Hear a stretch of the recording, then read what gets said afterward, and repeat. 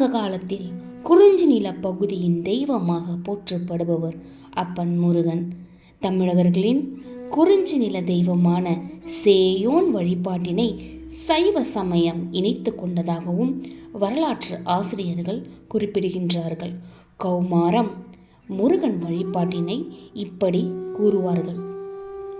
சிவபெருமான் தனது நெற்றிக்கண் நெருப்பினை வெளியிட அதை தாங்கிய வாயு பகவான் சரவண பொய்கை ஆற்றில் விட்டார். அந்த நெருப்புகள் 6 குழந்தைகளாக கார்த்திகை பெண்களிடம் வளர்ந்தனர். அன்னையான பார்வதி 6 குழந்தைகளையும் ஒரு சேர அணைக்கும் பொழுது 6 முகனாக முருகன் தோன்றினார் என்று இந்து சமய நூல்கள் கூறுகின்றன. தென் இந்திய முறைப்படி இவர் கணங்களின் அதிபதியான கணபதிக்கு தம்பியாகவும் கருதப்படுகின்றார். இவரது மனைவிகள் தெய்வானை மற்றும் வள்ளி. முருகன் எப்போதும் இளமையுடன் இருக்கும் கடவுளாவார். மயில் சவாரி செய்யும் மற்றும் சில சமயங்களில் சேவல் கொடி கொண்டும் இருப்பார். முருகு என்ற சொல்லுக்கு அழகு, இளமை என்பது பொருள். ஆகவே முருகன் என்றால் அழகன் என்பது பொருளாகும். மெல்லின, இடையின, வல்லின மெய் எழுத்துக்களுடன் ஊ எனும் உயிரெழுத்து ஒவ்வொன்றுடனும் சேர்ந்து முருகு, இம் கூட்டல் ஊ, இர் கூட்டல் ஊ, இக்கு கூட்டல் ஊ, முருகு முருகு என்றானதாக. இம்மூன்றும் இச்சா சக்தி, கிரியா சக்தி, ஞான சக்தி இவற்றை குறிக்கும்.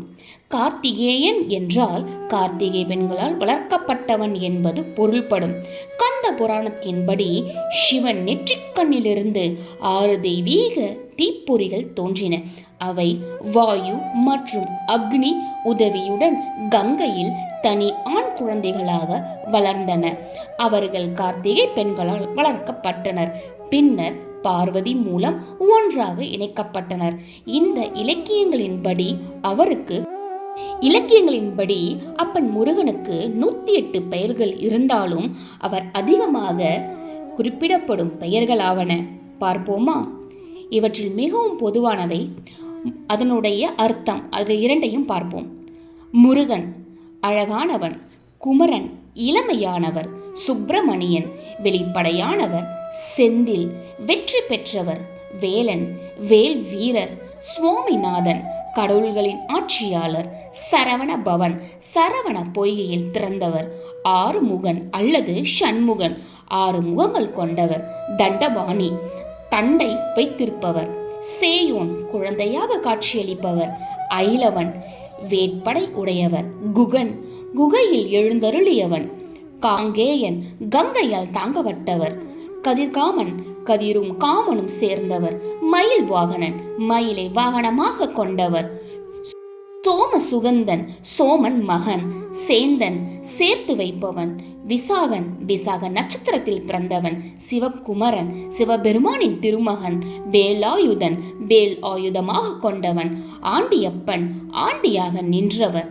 மற்றும் கந்தன் தாமரை தடாகத்தில் பிறந்தவர். கல்வெட்டு மற்றும் பழங்கால நாணயங்களில் அவரது பெயர்கள் குமாரன், பிரம்மண்யா அல்லது பிரம்மண்ய தேவா என்று குறிப்பிடப்படுகிறது என்பது உங்களுக்கு தெரியுமா? சில பழங்கால நாணயங்களில் அவரது பெயர்கள் ஸ்கந்தா, குமார மற்றும் விசாகா என்ற கிரேக்க எழுத்துக்களில் தோன்றுகின்றது.